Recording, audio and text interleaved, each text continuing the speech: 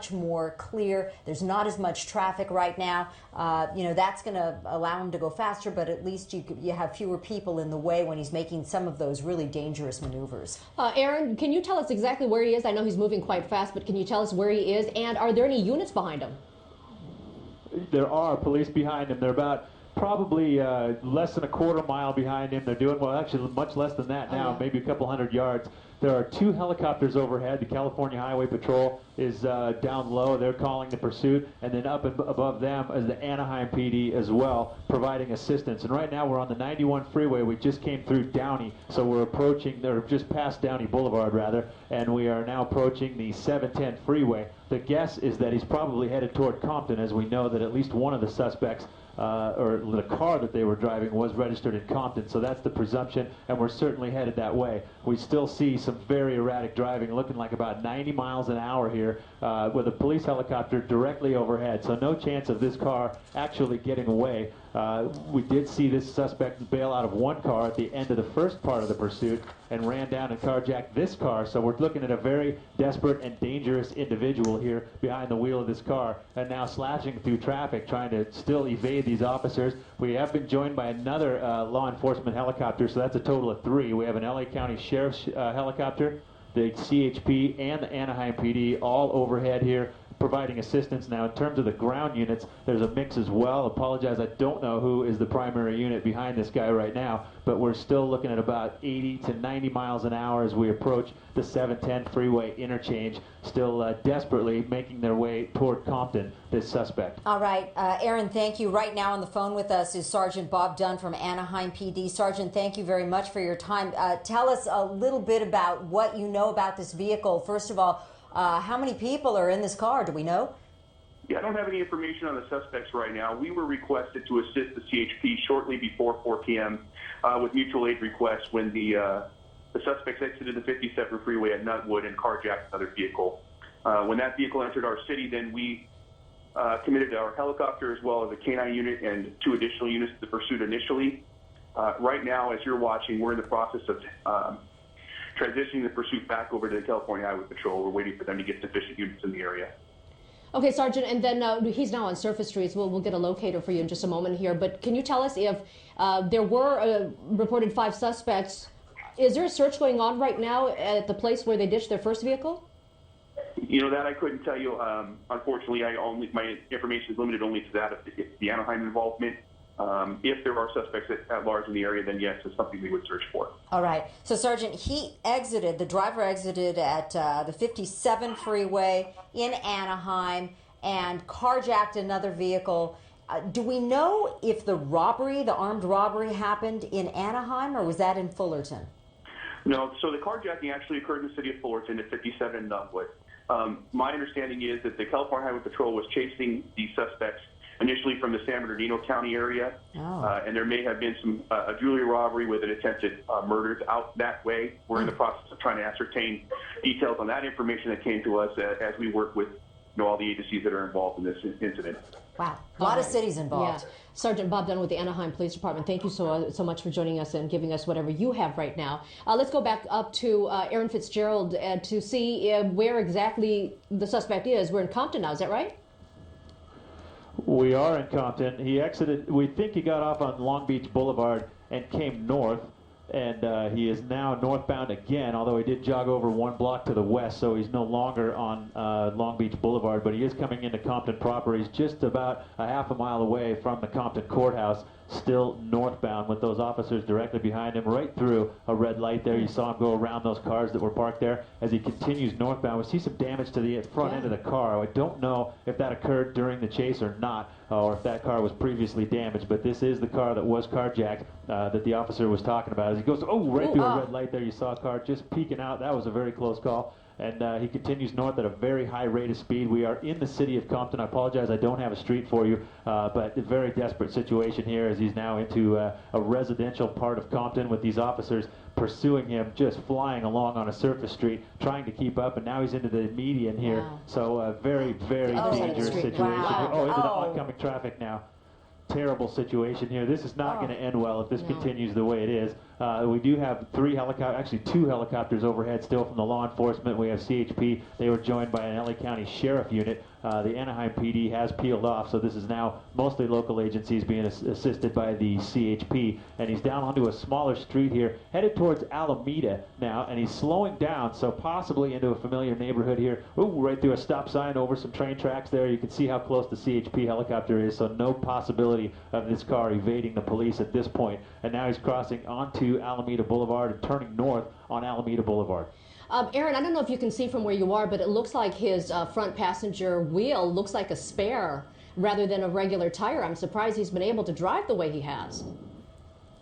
Yeah, if that's one of those miniature spares, it won't last long. That might be just a missing hubcap or a mismatched rim. It's hard to tell from this altitude, but we do see the same thing you do. And hopefully, if anything causes him to slow down, that would be welcome. So if that's a spare and it fails soon, that would be a tremendous relief to the people in this neighborhood and everybody who's in danger of this suspect going all through these intersections. Another red light there with the police right behind him. So very fluid and dangerous situation here continuing in Compton. Yeah, and Aaron, we don't know, I don't know if you've been able to see any movement from the passenger side. We still don't really have a good idea as to how many people are in this car.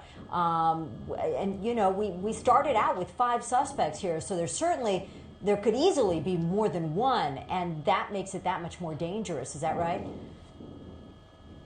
I'm sorry, you were stepped on a little bit by another radio, but yeah, there are some missing suspects. The original report was that there were 3. And there are only 2 accounted for, 1 in custody and 1 behind the wheel of this vehicle that we know of for sure. So it's possible that there's more than 1 suspect in this car, but we are unable to see that from where we are, and we haven't heard any radio traffic to that effect. Well, the police units are right behind him, and he is going really fast on surface streets. He was going pretty fast on the freeway as well. And really, even at he's this... waving. He's got his head out, and he's... Oh, my goodness. Oh, he's out What's of the car. he doing? Oh, geez. He had his head and shoulders completely out of the car, driving in the oncoming lane through intersections while he did that. Unbelievable.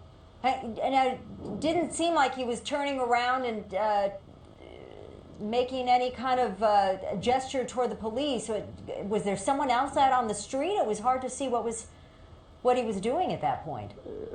Very hard to tell from our vantage point. It did appear that he was waving to people on the street and not at the officers. Well, and the original car was registered out of Compton, and he's now back in Compton. Wow, there was a person on a bicycle there. He's now back in Compton, so we can assume that the driver is familiar with the area. We'll have to see if he makes any circles, as they often do when they get to an area that's familiar to them, perhaps a house that they either live in or know. Yeah, he just made a big circle right there. So it's like you were saying, Lena, and I'm sorry, it does look like perhaps this is an area he's familiar with, but... There was one big circle at that point. Let's see if he makes another right-hand turn here. You see he's circling this one area. And, you know, this gets to be the worst possible situation for police because you have people that see this and want to come out and, you know, catch some of the action, watch it, which is absolutely what they would like not to have folks do. They'd like to have everyone stay inside where it's safe. You know, there's just so many potential problems with this, from being hit by this vehicle or another vehicle to, you know, any sort of problem when it ends up coming to an end. If there's shots fired, anything like that, they would just rather not have anyone around. But then you have the car going around and around in the same general area, and that's when people want to come out and see it. Not to mention he might be communicating with someone in the area, you know, whom he knows. And a couple of those close-up shots, it really appears like he's on the phone while he's driving there, actually holding the phone up to his right ear while he's driving. And although police are really just right on his tail, at times close enough to do a pit maneuver, but he's traveling so fast and there's so much traffic. Amazing that he's blowing through these intersections and not crashing. Wow, so it looks like he made a couple of circles. Go ahead, Aaron. Oh, he's definitely circling the same neighborhood here, probably in a familiar area. We see at least a dozen police officers on various streets around here, just the ones behind him, there's probably 6 or 8 in direct pursuit of the vehicle, and then there's probably another 8 or 10 paralleling on all the streets around. So the neighborhood now is filled with officers. It's kind of hard to tell from our position what agency they're all from, but we are apparently here in the city of Compton, looking down into a neighborhood where he's speeding through these streets. He's waving to people on the sides of the road. So he apparently in a familiar neighborhood. Yeah. And now we're hearing some police traffic on the radio. It looks like to us that there's only the driver on board. What the police were just saying over the radio is that if there is somebody in the car with him, it's most likely the victim of the carjacking, but that's just radio chatter. We haven't verified any of that. To us, it looks like the suspect is all by himself in this vehicle. All right. Well, we would certainly hope that was the case, but if you're just joining us, this started out with reported 5 suspects that committed an armed robbery, and from what we know after talking to a sergeant with Anaheim PD, it may have happened in the San Bernardino area. Again, an armed robbery where they all fled, and then some point got on the 57 freeway, exited in Fullerton, where the driver of this vehicle carjacked that vehicle right there. And once again, as Aaron just said, we don't know if the victim is in the car still or if the victim managed to get away. We don't know if there are other suspects in the car, but at least one of the suspects from that initial armed robbery out in San Bernardino, Moreno Valley, is driving. Yeah, what we do know is that these are dangerous suspects because that armed robbery in Moreno Valley, a person was shot in that attempted robbery. We don't know if they got away with anything, but someone was shot in that robbery, and then now someone has been carjacked. We don't know if the victim of the carjacking is still in the vehicle or has gotten out safely, but we do know that they're multi-agency following this chase right now. And Aaron, where is he now? It looks like is he getting on a freeway? He's on the north side of the 105 freeway there. He's approaching Alameda Boulevard. Actually crossed over Alameda Boulevard. He's on the major street on the north side of the 105, and he's eastbound right now. So he hasn't left the neighborhood, but he is on the northern edge of that area where he's been circling all the last few minutes here. Okay. But now he's headed northbound into what appears to be a housing project. So we may see an attempted foot bail here shortly. All right. Looks like, well, no, I was going to say it looks like he may have reduced his speeds, but well, perhaps. It looks like, and it makes me so nervous when each time I see pedestrians and people Absolutely. on bikes, people on the sidewalk there.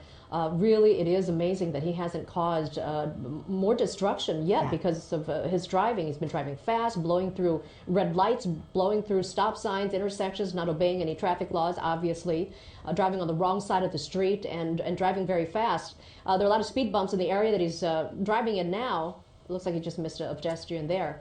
And it's slowing him down a little bit, but still hardly. He's driving very unsafe still. We've got one unit right behind him.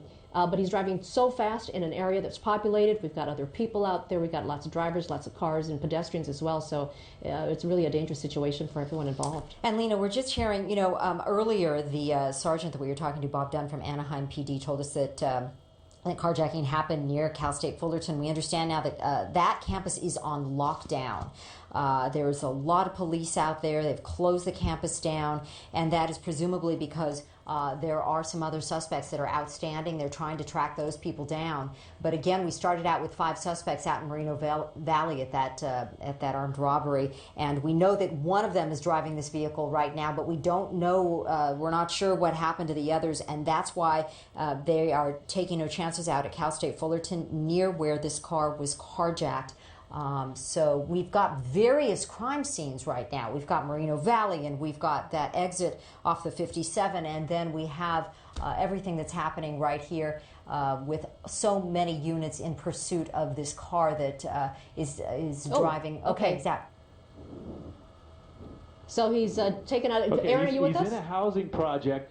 It's just north of the 91 freeway here, just on the eastern side of Watts. He's about one major block west of Alameda Boulevard. You can see him running on foot. There are officers in all directions around this project, and you can see a lot of people watching here. They knew this was going on. There's a police officer right there turning him back to the south. there's going to be more police officers converging from other directions because there are police that have pulled in. Okay, now he's going to give up on the baseball diamond. You can see you've got sheriffs, you've got looks like possibly LAPD, and this man is being taken into custody right here on the baseball diamond in the middle of a housing project after a very short foot pursuit. It looks like he ran about maybe 100 yards from where he bailed out of the vehicle. No chance of getting away. And what about the vehicle, Aaron? Do we know if anyone else was in that car? I don't know if you have a view of it from where you are right now. I didn't see. It looked like, from my vantage point, it looked like only the driver got out of the car. All right. Well, Boy, and look at all those officers on the scene there. Obviously, when we were following just the car, it was hard to see exactly how many units were behind him, but you had a lot of law enforcement in the area ready to jump on this guy as soon as he jumped out, and really that's what they did after a very quick foot pursuit. But the suspect is being taken into custody, and we'll wait to see what they find out, because it was 5 reported suspects in this armed robbery in Moreno Valley. 1 was already taken into custody after they bailed out of their first car, and now this driver has been taken into custody, but we've got 3 others unaccounted for at this point. and here's what it looked like just a moment ago when he bailed out. This was just north of the 91 in the Watts area housing project.